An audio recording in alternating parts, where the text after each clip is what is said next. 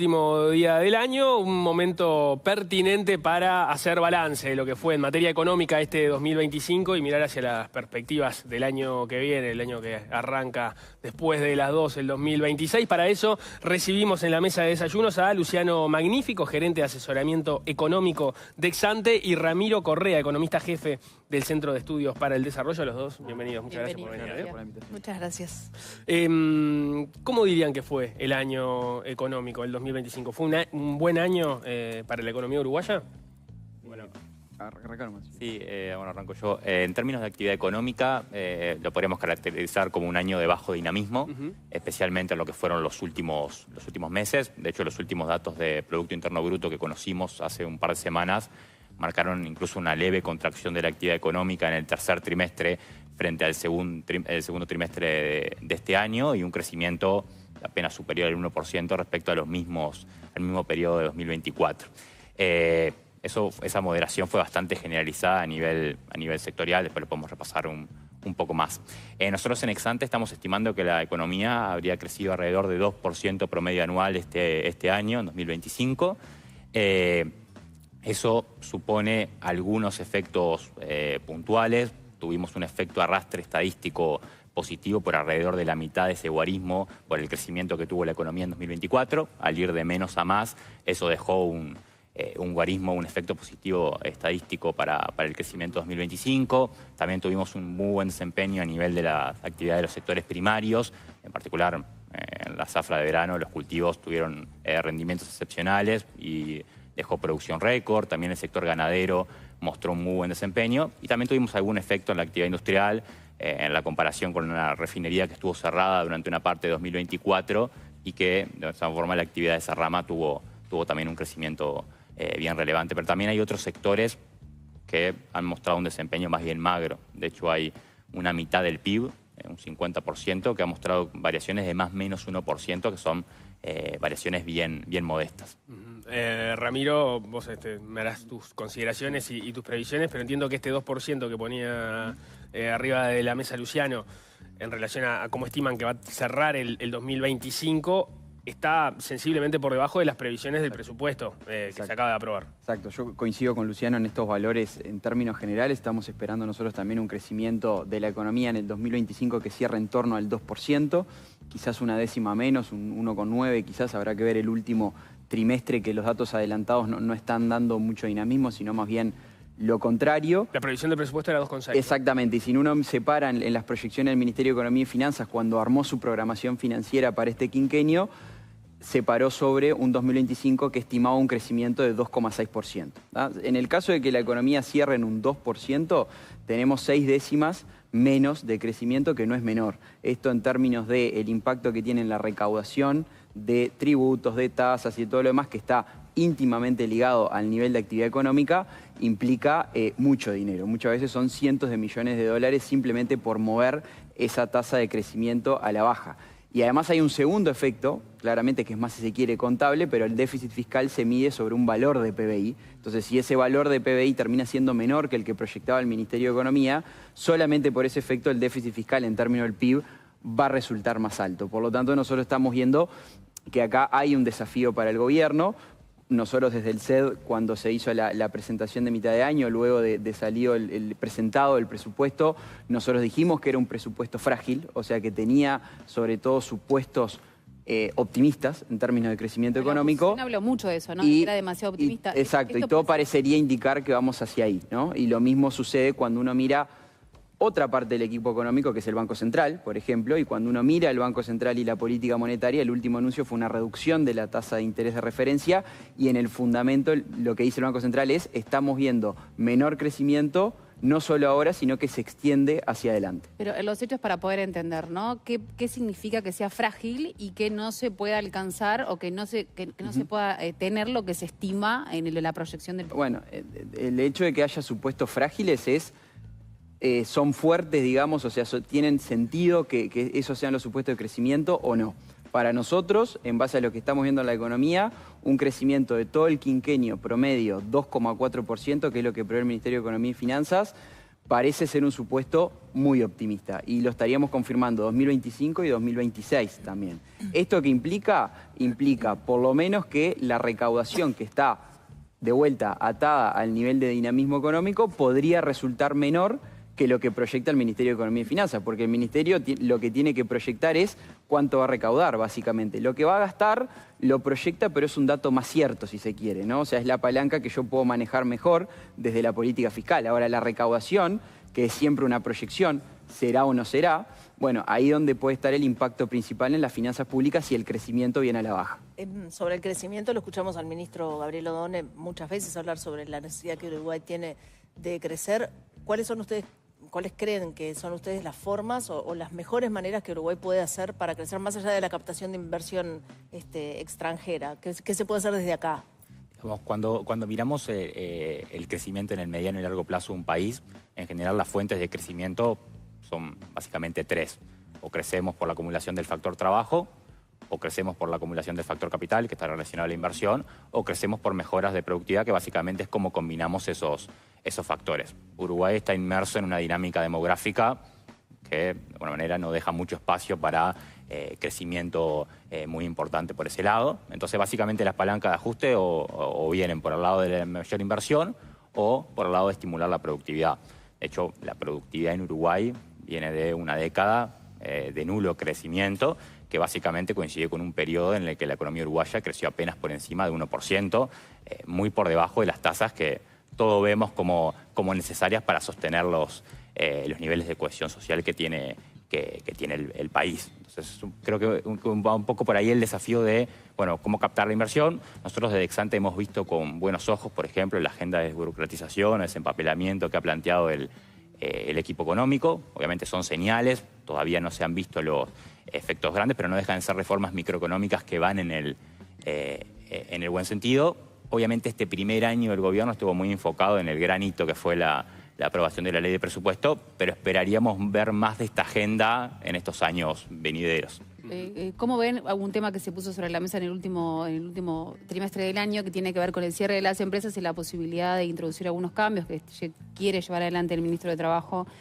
Con que se anuncie antes el cierre, ¿no? Con que la obligatoriedad de un anuncio previo y demás, que para muchos, desde el sector empresarial, sería una forma de desestimar a que se venga la inversión a Uruguay. A ver, los costos productivos en Uruguay son altos, ¿sí? Entonces nos parece que todas las decisiones que se toman respecto a cambios, por ejemplo, en la normativa laboral, tienen que tomar en cuenta que Uruguay ya parte de un nivel de protección al trabajador que es relativamente alto en relación a los estándares internacionales, y que los costos justamente para las empresas son relativamente altos. Entonces, iniciativas que pueden tener objetivos compartibles también puede tener un efecto de desincentivo de la contratación o de la inversión en un momento que, como decía antes, Uruguay necesita crecer a tasas más altas. Entonces, el gobierno, por lo menos el Ministerio de Trabajo, al plantear estas cosas, puede implicar ciertos riesgos al manejo del clima de negocios y a la gestión de expectativas que tiene que realizar el gobierno. ¿Y el nivel de conflictividad también pone en riesgo esto? Sí, claramente, por lo menos de las cámaras empresariales y cuando uno también discute estos temas con abogados, sobre todo laborales de este mundo, dicen, bueno, lo que puede terminar pasando es un aumento de la conflictividad o ir a una conflictividad más permanente, ¿no? Porque si se preanuncia el despido, probablemente desde que se preanuncia hasta que efectivamente suceda, claro, ya la empresa entra en una situación de conflictividad laboral más elevada, que en Uruguay tenemos un grado de conflictividad que en términos comparativos con la región es elevado. Y lo que decía Luciano, estas medidas lo que terminan haciendo es de alguna manera elevando el costo de contratación, de despido de las empresas para los trabajadores, que al final del día lo que le quita es fluidez al mercado de trabajo, ¿no? Nosotros tenemos en Uruguay un mercado de trabajo atado a una normativa del mundo de trabajo que es muy rígida, ¿tá? Es muy difícil contratar gente, es muy difícil despedir gente, es muy difícil asignar tareas, tenemos una hipercategorización de las tareas en el mundo del trabajo, esto que es básicamente, bueno, si yo contrato a alguien para una tarea no puedo hacer otra medianamente distinta o lo que fuera, entonces todo eso agrega rigidez al mercado de trabajo. Y lo que terminamos viendo con esta rigidez es que mientras la economía funciona bien, o sea, mientras crecemos a tasas en el entorno del potencial de la economía, 2 y algo % o algo más, el empleo fluye sin muchos problemas, ¿no? Pero cuando esa tasa de crecimiento empieza a verse más magra, como estamos viendo ahora, el desempleo rápidamente crece y sobre todo se vuelve muy difícil bajar ese desempleo por esa normativa que es muy rígida. ¿Esto en qué sentido va? En el sentido de agregar más rigidez todavía. Entonces, en el sentido de que Uruguay precisa crecer más, y creo que ahí entre los colegas tenemos todos consenso de que tenemos una década de crecimiento del 1%, y por lo menos debemos duplicar esa tasa de crecimiento, esta medida no es una medida que vaya en pro de aumentar la tasa de crecimiento. Del tema empleo, ya que estábamos ahí, me quedaba la duda entonces cuál era el análisis que hacían ahora, digamos, de acá para adelante, en la medida que uno entiende que el desempleo está relativamente bajo. Sí ha habido señales, sobre todo, y creo que Xante lo ha trabajado, de preocupación en lo que tiene que ver sobre todo en el sector industrial. A nivel salarial se está cerrando con la ronda que implicaría, por lo menos para los salarios más sumergidos, que son la mayoría, un aumento del salario real. ¿Cómo se juntan todas esas variables y qué perspectivas da eso para el mediano plazo? A ver, si lo miramos en términos un poquito para la mirada para atrás, primero 2025, la verdad que el mercado de trabajo ha venido mostrando bastante firmeza. La cantidad de ocupados está en niveles récord, arriba de 1.750.000 ocupados. La tasa de empleo y de actividad también está entre los niveles más altos de la última década, de los máximos que supimos alcanzar en 2014. El desempleo, como bien decías, Nicolás, está en niveles relativamente bajos, apenas por encima del 7%. Pero cuando lo vemos hacia adelante, nuestras perspectivas no asumen un crecimiento adicional del mercado de trabajo. Es decir, básicamente seguimos esperando que siga mostrando niveles relativamente firmes o favorables en una comparación histórica, pero no vimos mucho espacio de crecimiento adicional del empleo en lo que viene. Ramiro. Sí, nosotros, en términos de empleo, coincido que en términos anuales hubo generación de empleo. Nosotros proyectamos que el 2025 probablemente cierre en torno de a 17.000 personas ocupadas más, comparado con el 2024, pero hay que ver la dinámica dentro del 2025 cómo fue. Y esto está muy atado a lo que pasó con la actividad económica. Hubieron 2 semestres bien diferentes en el mercado de trabajo. El primer semestre fue un semestre de generación de empleo, uno podría decir generación de empleo incluso acelerada, un mercado de trabajo muy resiliente, pero a partir de agosto, sobre todo, nosotros estamos viendo que el nivel de ocupados se mantiene prácticamente estable, o sea, prácticamente no crece. Y si lo medimos en términos desestacionalizados, o sea, sacando factores estacionales que pueden mover la demanda de trabajo no de forma permanente o persistente, nosotros estamos viendo que desde agosto tenemos 11.000 personas ocupadas menos en términos desestacionalizados. Por lo tanto, hay 2 semestres bien claros, un segundo semestre en donde prácticamente la generación de empleo se apaga. Y obviamente esto está muy atado con un nivel de actividad económica que también se viene planchando sobre el final de año. La explicación que se encuentra es la actividad se viene... Ahí hay claramente ¿Es en general que la actividad económica se planchó, como dicen ustedes? Exacto. Porque uno habla con comerciantes, ¿no? Con importadores y demás, el efecto de las compras por internet, el efecto Temu y demás, y aseguran que realmente ha sido un impacto fuerte. Sí, o sea, cuando lo miramos en la mirada sectorial, y era algo que mencionaba al pasar al principio, en realidad esa moderación la hemos visto en casi todos los sectores. En el sector comercial tuvimos un efecto de que las ventas de soja al exterior se demoraron, entonces hubo un impacto positivo en el comercio mayorista, no en el comercio minorista. Pero sacando ese efecto y algún efecto en el sector de la generación de energía eléctrica, no hemos tenido mayores impulsos recientemente. Hace un ratito estábamos hablando de los cambios en el FONASA y me gustaría saber, ustedes desde el lado de la economía, ¿cómo ven este tipo de decisiones? ¿Cómo lo analizan? Bueno, a ver, seguro, ya esto fue algo analizado y discutido de autoridades del gobierno, de diversos analistas.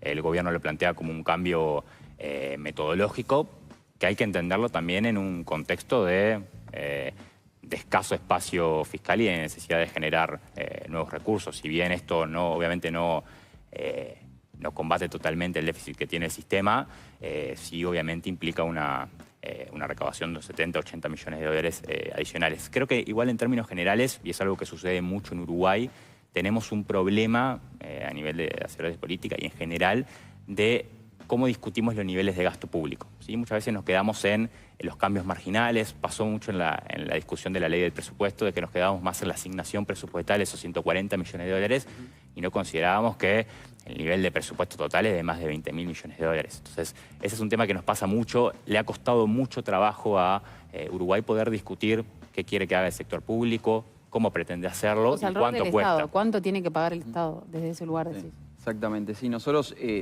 Entendemos que este ajuste del FONASA, digamos que es un cambio metodológico, uno lo puede compartir o no. Creo que hay razones que son entendibles, quizás otra no tanto, porque al final del día terminó un aumento del costo promedio del entorno del 40%, por lo tanto no solo fue un cambio paramétrico, sino un cambio sustancial. Y hay que leerlo en el contexto de un programa de ajuste fiscal, que mismo lo dijo el ministro de Economía, ¿no? Nosotros estamos en un programa de ajuste fiscal, o sea, queremos reducir el déficit fiscal de la economía uruguaya y lo vamos a hacer vía ingresos, ¿tá? Y eso es expreso, textual, como dice la ley de presupuesto. Entonces, esto hay que leerlo más allá del déficit del sistema de salud, más allá del cambio metodológico, que puede tener sus razones o no, en que esto al final del día a las arcas del Estado, o sea, de las finanzas públicas, implica un ingreso extra en el entorno de los 70, 80 millones.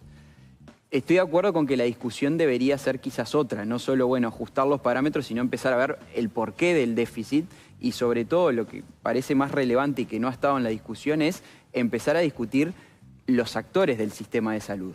Mutualistas, trabajadores médicos y no médicos, que es todo un mundo aparte que tiene una regulación muy particular en el Uruguay, que es muy estricta, de nuevo, o sea, las empresas del sector salud que están en este marco tienen muchas rigideces en la operación y tienen un costo muy relevante que es el salario, básicamente, que se regula en otra parte. Entonces ahí hay un diferencial bien importante que en los últimos años, cuando uno ve la capacidad financiera de estas empresas, se ha ido disminuyendo, ¿no? Y esto es un problema relevante graves, ¿no? en el sentido de que tenemos una población que se va envejeciendo a medida que pasa el tiempo y que cada vez vamos a tener que volcar más recursos al sistema de salud. ¿Vos decís que gana mucho el personal de la salud?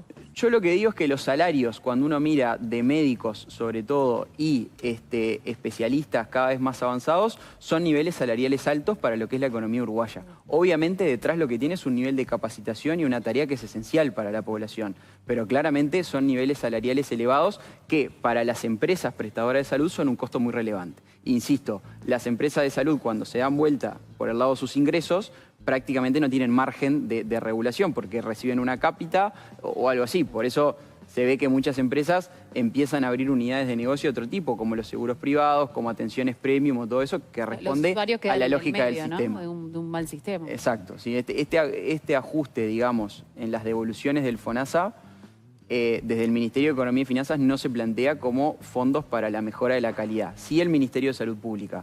Vamos a tener que ver ahí justamente en la asignación de los recursos dónde termina eso, justamente. Vuelvo un poco a la discusión económica. ¿Qué puede pasar con el crecimiento de cara al 2026? Uno de los dos llegó a mencionar, bueno, que veían con buenos ojos algunas de las señales que se habían dado desde el Ministerio de Economía en este plan para tratar de crecer más. Me gustaría saber, bueno, qué expectativas tienen respecto a eso, porque una cosa son las señales, otra cosa es cómo se concreta, y porque además Uruguay depende mucho de cómo venga el mundo, de cómo sople el viento, y entonces en ese sentido, ¿qué puede pasar en 2026? A ver, nosotros en Exante estamos ya hace varios meses que venimos trabajando con una proyección de crecimiento del PIB algo más moderada de 2025, de alrededor de 1,5% en el promedio del año. Eso básicamente asume que no se van a repetir algunos de los efectos puntuales que comentaba antes. Mencionaba al principio, en el crecimiento de 2025 hubo un efecto arrastre estadístico de 1%. El efecto arrastre estadístico que va a quedar de este año va a ser de medio punto. O sea, ahí hay una diferencia. También hay otros efectos que no se van a repetir. Por ejemplo, en el caso del agro, comentaba recién que las actividades primarias tuvieron un desempeño excepcional. Entonces, por más de que pronosticamos un buen año para 2026 en este rubro, no vamos a tener un espacio de crecimiento tan grande como el que ya registramos en 2025. En la actividad industrial lo mismo. La recuperación en la comparación contra una refinería que estuvo cerrada en 2024 no va a volver a regir en 2026. Entonces eso acota bastante los espacios para que el PIB pueda crecer de manera más fuerte en 2026. Entonces, ¿la previsión de ustedes es? Alrededor de 1,5%. 1,5%. Sí. O sea, más abajo incluso que el que se va a registrar Sí, más año. abajo de la proyección que contempla el gobierno de 2,2%. Ahí está. Nosotros estamos proyectando una tasa de crecimiento en el entorno del 1,8% para el año que viene. También hicimos una reducción, sobre todo en base a los datos trimestrales, los datos adelantados mensuales que estamos viendo. Efectivamente, como decía Luciano, hay un menor efecto arrastre estadístico, es decir, al haber menor actividad económica este año, eso ya naturalmente impacta en lo que traslada al otro año. Al mismo tiempo, estamos viendo que probablemente el primer trimestre del año sea muy bueno en términos de actividad económica porque la temporada turística que nosotros proyectamos entendemos que va a ser buena por un efecto de encarecimiento de la Argentina y un efecto también que en Argentina hay libre acceso a dólares para las personas físicas. Entonces, cuando esas dos variables se mezclan, generalmente tenemos buenas temporadas en Uruguay. Por ejemplo, la temporada histórica 2017-2018, que bueno, parecerían estar en valores similares a esos, ¿no? Entonces el año empezaría con un buen empuje por el lado de la temporada turística, pero luego hacia adelante un efecto de normalización de los factores, aunque se repitan cuestiones excepcionales como el agro o alguna cuestión más, nada parece empujar más a la economía por encima o incluso llegando a un 2%. Tampoco tenemos grandes proyectos de inversión que inician en ese año que, si uno mira la última década, han sido los grandes motores de crecimiento, de saltos, digamos, importantes en la tasa de crecimiento. Por lo menos hasta ahora no hay nada público desde las autoridades que anuncien inicios de estos procesos de inversión. Por lo tanto, estamos viendo una economía que nuevamente se mantiene volando bajo, digamos, y creciendo por debajo de lo que proyecta el gobierno y es por debajo del crecimiento potencial de la economía uruguaya, que es como el crecimiento histórico tendencial que se observaría, que está en torno al 2,2%. Y ahí agrego, perdón, que tampoco el mundo pareciera que nos vaya a dar un impulso. Ahí donde están las preocupaciones o las luces amarillas. Bueno, obviamente venimos de un año de muy alta volatilidad en relación a Estados Unidos. La política comercial que ha seguido la administración de Trump en este primer año obviamente deja un plano de incertidumbre importante de por dónde pueda seguir. Obviamente no ha habido efectos directos sobre Uruguay, si se quiere, hasta todavía, y de hecho los impactos en materia de actividad económica, de inflación en el propio Estados Unidos no materializaron los peores temores que se tuvieron luego del llamado Liberation Day de Trump, pero eso no quita que en el mediano plazo sí puedan existir algunos efectos, porque al final estas medidas encarecen insumos, rompen cadenas globales de valor y al final terminan reduciendo eficiencia, lo que afecta a la capacidad de... Y en este sentido, ¿cuál es el mejor escenario para Uruguay a nivel del marco internacional y regional? ¿O cuál sería? Bueno, al final que la economía mundial y regional tenga un dinamismo más importante del que seguido. Ahí hay un riesgo importante de si en Estados Unidos, por ejemplo, hubiera un rebrote inflacionario y la Fed tuviera que actuar subiendo las tasas de interés. Eso es algo que obviamente para economías emergentes como Uruguay no es nada favorable. Y a nivel regional, ¿cuánto? O sea, dependemos mucho de Argentina y de Brasil. ¿Cómo ven la región? ¿Cómo ven cómo está Argentina y cuánto eso nos puede favorecer o no? Bueno, Argentina está avanzando firme en su plan de estabilización macroeconómica, ¿no? Con una inflación que para niveles uruguayos todavía es elevada, pero comparado con la historia argentina es una inflación que está en línea con el objetivo del gobierno. El tema fiscal lo tiene bastante resuelto ya desde hace un tiempo, es un déficit fiscal pequeño y manejable. Y las últimas elecciones en Argentina, que le dieron un respaldo en votos y en bancas al final del día al gobierno de Milei, obviamente le va a dar un espacio de economía política, digamos, para seguir procesando reformas. Y lo que nosotros estamos viendo es que Argentina está dinámica, ¿no? Está creciendo unas tasas entre 4 y 5% aproximadamente, por lo tanto, ahí tenemos un pequeño aliento para la economía uruguaya, que cuando la economía argentina crece, obviamente eso impacta positivamente en la economía uruguaya. También hay que decirlo, cuando la economía argentina crece, estabiliza, muchas de las inversiones que muchas veces huyen de Argentina cuando hay mucho descalabro macroeconómico, o se quedan ahí o incluso algunos empiezan a retornar a su país de origen. Por lo tanto, ahí hay efectos de signo contrario, digamos de alguna manera, más allá que en el neto, cuando uno mira la serie de tiempo, cuando Argentina crece, Uruguay eso ayuda o por lo menos no complica su tasa de crecimiento.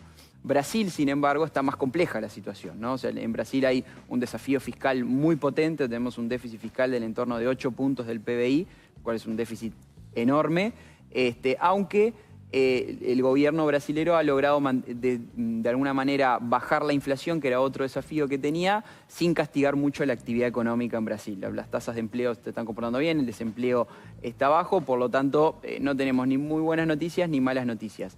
El factor principal del contexto internacional, más allá de cómo va el dinamismo de la economía mundial para Uruguay, un factor clave es el precio de las materias primas, el precio de los commodities, ¿no? Y cuando uno mira la serie de tiempo, de los precios de las materias primas en términos reales, es decir, descontando el efecto inflación, estamos en niveles bajos de las materias primas, salvo la carne, que está con un muy buen tiempo de precios, digamos, o sea que está con muy buenos precios. Cuando uno saca la carne, el resto del precio de las materias primas está en valores en la serie histórica bajos, ¿no? Entonces incluso por debajo como del promedio de los últimos años. Entonces ahí para Uruguay esto impacta y mucho a nivel de la actividad económica, y cuando uno mira este contexto de incertidumbre global, uno no puede afirmar que de acá adelante los precios de las materias primas van a tener un rebote importante, ¿no? Vamos a tener que ver qué pasa con la inflación. Eso sería el escenario ideal. Eso sería el escenario ideal, sería, bueno, desde mi punto de vista, Estados Unidos resolviendo los temas inflacionarios, bajando tasas de interés, ayudando al financiamiento de alguna manera y obviamente un rebote de precios internacionales, ¿no? Hoy esto parecería ser no el escenario más probable que por lo menos esperemos en el corto plazo. Me quedaba pendiente la respuesta, más allá de las perspectivas que se pueden esperar para el próximo año, de si las señales que viene dando el gobierno en materia de economía precisamente pueden mejorar sustantivamente o no las posibilidades de crecimiento del país. A ver, lo que ha servido hasta ahora son más bien medidas, como decíamos, de corte microeconómico. El alcance es todavía bastante limitado desde las medidas aprobadas. Estamos por ver todavía la reglamentación de estos cambios de las reglas de COMAP, de los parámetros, que eso obviamente nos va a permitir ser un poquito más certeros de la evaluación de esos aspectos. Todavía, lo mencionaba antes, nos parece que este año estuvo muy enfocado en la aprobación de la ley de presupuesto. Nos parece que en esa agenda de promover inversión y productividad deberíamos ver más anuncios y más medidas en lo que viene. Todavía hemos visto algunas señales, nos queda ver un poquito más de sustancia quizás por ese lado. Ramiro. Bueno, nosotros de la política económica evaluamos que hay una parte importante, digamos, de continuismo con la gestión anterior, sobre todo en lo que tiene que ver con la política monetaria, un fuerte compromiso de mantener la inflación dentro del rango meta en el objetivo, lo cual eso entendemos como muy correcto. El Banco Central está haciendo un trabajo muy bueno y logró mantener la inflación dentro del rango meta ya en 30 meses consecutivos, lo cual es un hito para la economía uruguaya.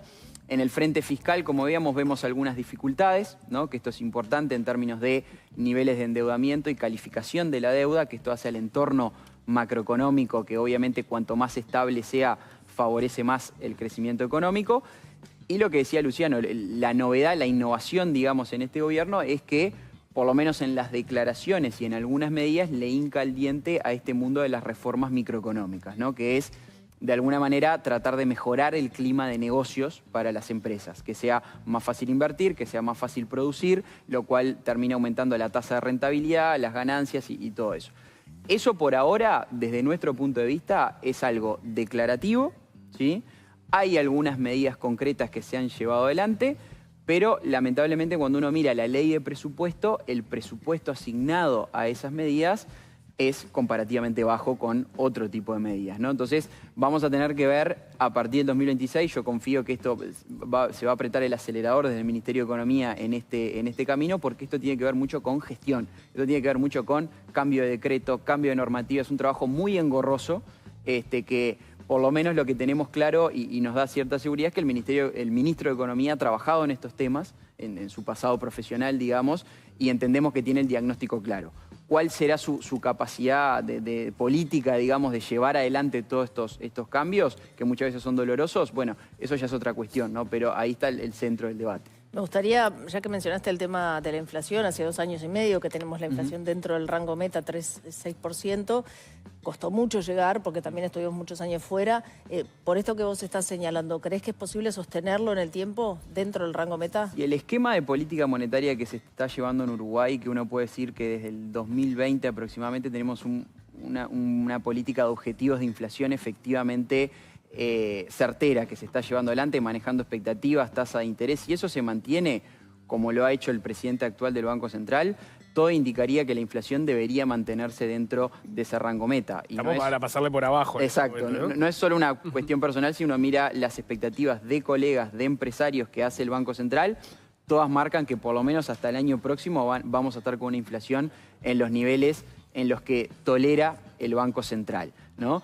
El problema, ¿cuál puede ser? Bueno, efectivamente que la política monetaria de alguna manera empieza a perder independencia, empieza a haber presiones desde otro tipo de frentes de la economía, el frente fiscal, por ejemplo, o el propio de la actividad económica, que empiecen a intentar volver a la lógica anterior, que era la de los platitos chinos, ¿no? Es decir, bueno, una política monetaria que miraba muchas cosas, inflación, tipo de cambio, nivel de actividad económica. Eso está demostrado que no ha funcionado en Uruguay. Lo que funciona es una política monetaria de objetivos de inflación, un banco central que mira la inflación y fija su objetivo en la inflación. O sea, un instrumento, un objetivo, que es lo que está haciendo el Banco Central en los últimos tiempos, ¿no? Hay un matiz nada más con lo que decía Ramiro.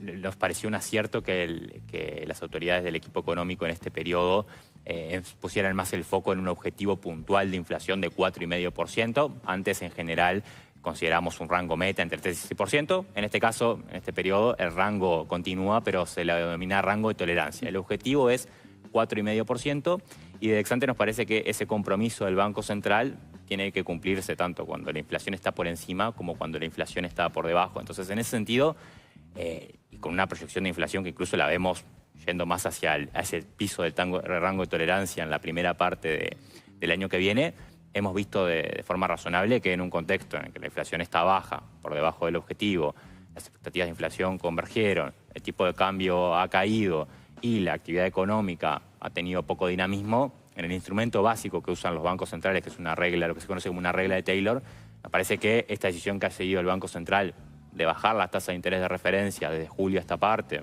con una reducción de 50 puntos básicos la semana pasada, nos parece que va en el buen camino, y de hecho nuestras proyecciones apuntan a algún recorte más en el corte del año que viene. Bien, perfecto. Luciano, magnífico. Ramiro Correa, muchísimas gracias por Gracias. estos minutos, Gracias a ustedes. Muy amables.